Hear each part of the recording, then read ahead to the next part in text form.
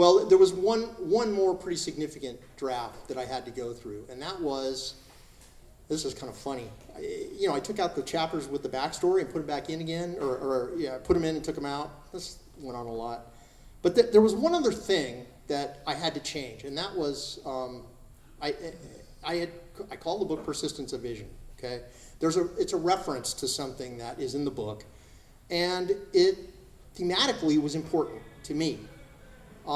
What I found was, again, it's not part of the genre, the detective novel, right? So I thought, well, what if I took that thing out and I just removed all references to this? And I'll tell you, right, frankly, it refers to a condition that this detective has in the book where he is unable to see motion pictures.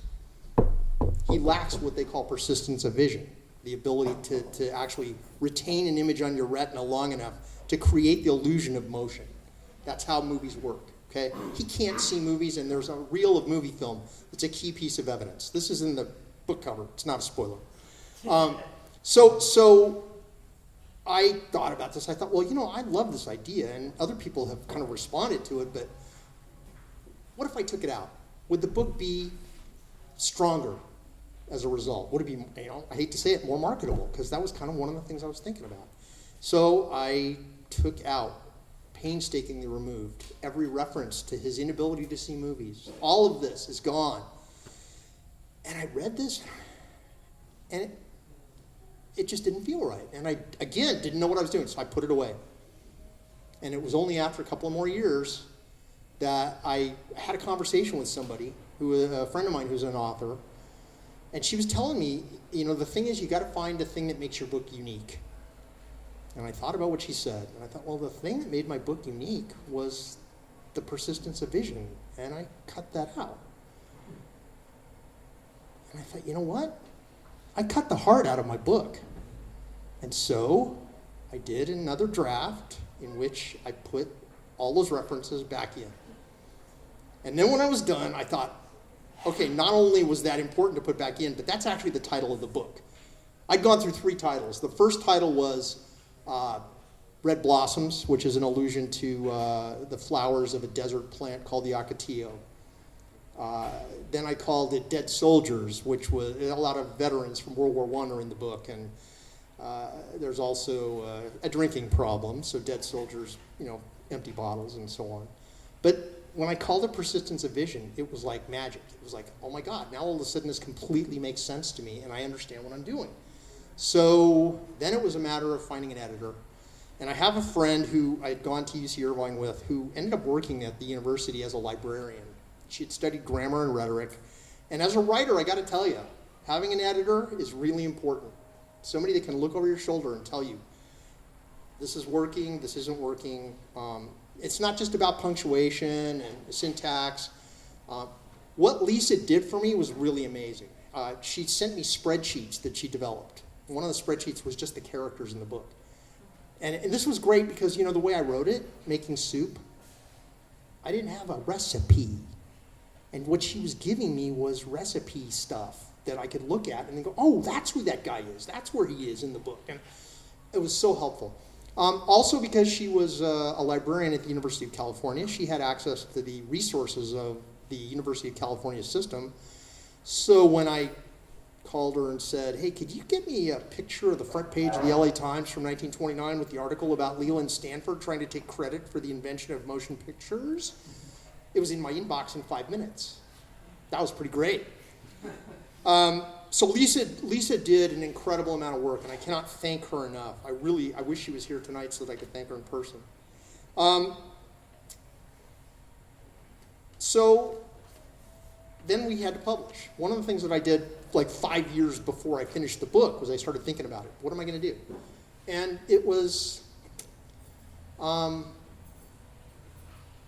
it's just kind of a weird coincidence. Everybody who writes, I think, has at least one copy of Writer's Market. You can tell, like in my case, at one point I had 3 copies of Writer's Market, like different years when I thought, oh, I'll get a copy of Writer's Market, and I ended up with 3 different years. So anyway, I actually broke it open and I started reading the chapter on getting a literary agent because I thought that might be a good thing to do. I want to know how to do it. When I finished reading that, I thought, Okay, well, now I need to get on the internet and start searching. So as it happens, because I think Nancy mentioned I've done film and video production. The next day we were doing a shoot, and I was part of a crew, and we all like loaded in the van and started driving around Southern California. And lo and behold, we're going to literary agents and asking them, what do you want?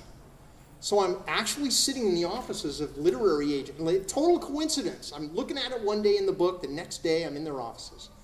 Unrelated, but you better believe I made as much, of that as I possibly could. So, so that was pretty big.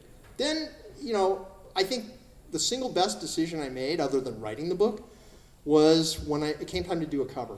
And I had this kind of idea that I wanted it to be a collage, which at the time I didn't understand. But then once I found the guy and he did the cover, it totally made sense. Sam Lubitsch responded to my ad and showed me some amazing collage art. He comes from a dynasty of collage artists, actually. His father was one of the original graphic artists for Slash magazine, Lou Beach. And Sam did an amazing job. In fact, that cover did not change except when I changed the title to Persistence of Vision. We had to do that one change. But otherwise, it was exactly what he created when he created it. And I'm so happy with it. And I'll tell you something. People look at this book cover, and they have to pick it up. This was so worth it. It's great. And, please feel free to judge this book by its cover, okay? Yeah, seriously. So I got it done, and after all that, I got it published. I self-published it. And I just wanted to share with you a couple of little things that I learned from this experience. The first and I think most important thing is, if you're working on something, don't stop. Keep going. Even if there are little barriers, just keep going. You'll get there. And I think the most important lesson is, if somebody ever tells you that you can't do something, especially if it's yourself, don't listen. Because I didn't think I could write a novel. I really didn't. But guess what? I wrote this. That's my story, and I'm sticking to it.